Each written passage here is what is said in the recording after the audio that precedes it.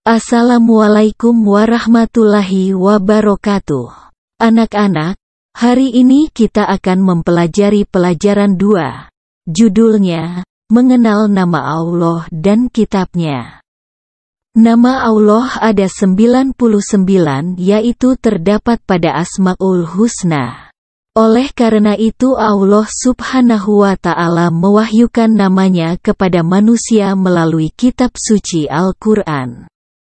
Di sana disebutkan nama-nama Allah sebanyak 99 nama atau disebut dengan Asmaul Husna, yaitu nama-nama yang baik dan indah. Adapun dalam pelajaran kali ini kita hanya akan membahas 4 saja, yaitu Al-Mumit, Al-Hayyu, Al-Qayyum dan Al-Ahad. Yang pertama Al-Mumit, artinya yang maha mematikan. Setiap yang bernyawa di dunia ini akan mati, karena atas kehendak Allah Subhanahu wa Ta'ala. Tidak ada satupun makhluk hidup yang tahu kapan ajal menjemput. Yang bisa kita lakukan hanya beribadah kepada Allah Subhanahu wa Ta'ala, yaitu dengan mengikuti perintah Allah dan Rasul-Nya. Seperti melaksanakan sholat 5 waktu yang wajib bagi umat Islam dan harus dilaksanakan. Anak-anak, apakah kalian ingat apa arti dari wajib? Iya, betul sekali. Wajib artinya jika dilaksanakan mendapatkan pahala. Dan apabila ditinggalkan mendapat dosa. Maksudnya adalah, jangan sampai kita meninggalkan sholat 5 waktu. Selain melaksanakan sholat 5 waktu, kita juga harus memiliki sikap terpuji. Contohnya, berbakti, hormat dan patuh kepada kedua orang tua, hormat terhadap guru, menyayangi teman. Jangan suka menyakiti teman, membantu orang yang sedang kesulitan, tidak pelit, bersikap jujur, rajin melaksanakan sholat 5 waktu, rajin membaca Al-Quran, berpuasa di bulan Ramadan, dan lain sebagainya mengenai sikap terpuji. Kenapa kita harus memiliki sikap terpuji? Agar kita mendapatkan pahala dari Allah Subhanahu wa Ta'ala. Dan jika berdoa, mintalah kepada Allah agar mati dalam keadaan husnul khotimah. Yang kedua Al-Hayyu, artinya yang maha hidup. Allah Subhanahu wa Ta'ala kekal selamanya. Allah tidak akan mati seperti makhluknya. Allah hidup selamanya, karena Allah Subhanahu wa Ta'ala maha hidup. Allah Subhanahu wa Ta'ala, yang telah memberi kehidupan kepada makhluknya seperti manusia, hewan dan tumbuhan yang hidup. Itu semua adalah kehendak Allah Subhanahu wa Ta'ala. Sebagai manusia kita harus memelihara kehidupan di bumi ini dan memelihara apa yang sudah Allah ciptakan. Misalnya seperti menyiram dan merawat tanaman, memberi makan hewan, menyayangi ayah, ibu, saudara dan teman, bersedekah dan memelihara diri sendiri. Seperti apa memelihara diri sendiri? Misalnya seperti mandi agar badan menjadi bersih. Kemudian makan makanan yang sehat untuk menambah tenaga. Makanlah makanan yang halal dan menyehatkan serta bersih, agar kita mendapatkan keberkahan dari Allah Subhanahu wa Ta'ala. Jangan memakan makanan yang kotor, sebab akan menimbulkan penyakit. Jangan memakan makanan yang haram. Orang Islam dilarang memakan makanan yang haram, contohnya, seperti daging babi, makanan hasil mencuri atau uangnya hasil mencuri lalu dibelikan makanan. Itu juga dilarang. Kemudian minumlah minuman yang halal lagi baik, bersih serta menyehatkan. Agar tenggorokan kita merasakan segar. Seperti air putih, susu atau teh hangat. Jangan meminum minuman yang haram, contohnya seperti alkohol dan khamar. Orang Islam dilarang meminum minuman yang memabukkan, contohnya seperti alkohol dan khamar. Intinya orang Islam jangan meminum minuman yang akan membuat mabuk. Jadi setiap apa yang dilarang oleh Allah adalah untuk kebaikan diri kita itu sendiri, apabila kita mengikuti perintahnya. Betapa sayangnya Allah kepada kita.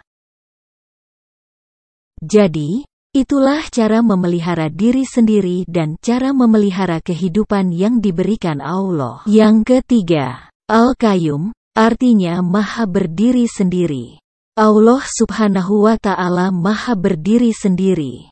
Maksudnya, Allah bisa melakukan apapun tanpa bantuan siapapun. Allah menciptakan alam semesta ini tanpa bantuan siapapun. Karena Allah Maha Kuasa. Karena Allah Maha Segalanya. Semuanya yang ada di dunia dan isinya adalah ciptaan Allah. Allah menciptakan matahari dan planet-planet yang mengelilinginya. Termasuk salah satunya planet bumi yang kita tinggali ini dan segala isinya. Betapa maha kuasanya Allah. Kemudian yang keempat, Al-Ahad, artinya yang Maha Esa. Allah Subhanahu wa Ta'ala Maha Esa. Allah Subhanahu wa Ta'ala, Tuhan kita, hanya satu. Allah tidak beranak, Allah tidak melahirkan, Allah tidak diperanakan, Allah tidak dilahirkan, Allah tidak punya bapak, Allah tidak punya ibu, dan Allah tidak punya anak ataupun keturunan. Allah berdiri sendiri.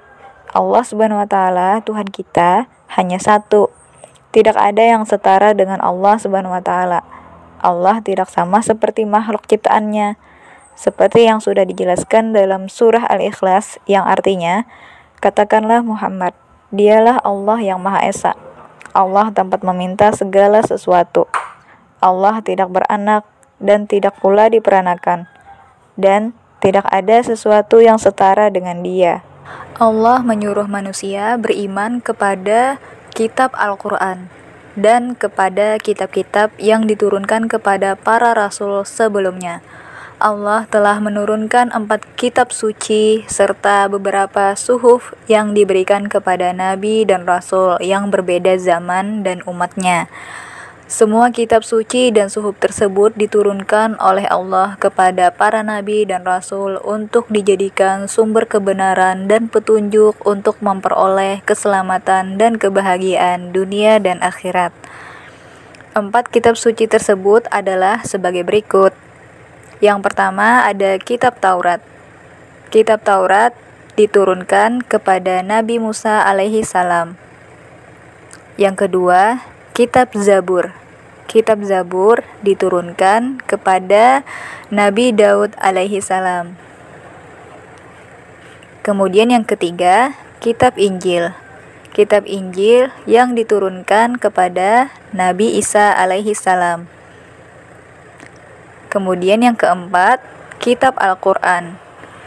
Kitab Al-Quran yang diturunkan kepada Nabi Muhammad SAW.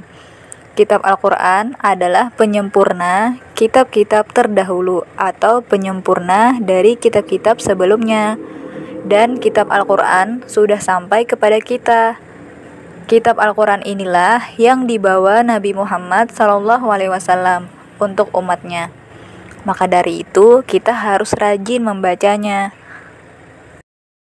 Kitab Allah membawa ajaran terpuji, seperti perintah melaksanakan sholat 5 waktu dan berdoa meminta sesuatu kepada Allah. Kemudian ajaran untuk berbuat baik kepada sesama manusia, ada juga terus berbuat baik kepada tumbuhan dan hewan, seperti menyiram dan merawat tanaman, memberi makan hewan dan merawatnya, ada juga. Terus ajaran terpuji kepada diri sendiri juga ada, seperti mandi atau membersihkan diri sendiri, memakan makanan dan meminum minuman yang halal, memotong dan membersihkan kuku yang kotor dan panjang, serta menghias diri dengan tidak berlebihan. Nah, sampai di sini pelajaran kita kali ini. Semoga pelajaran kali ini mudah untuk kalian pahami ya. Nah, akhir kata, wassalamualaikum warahmatullahi wabarakatuh.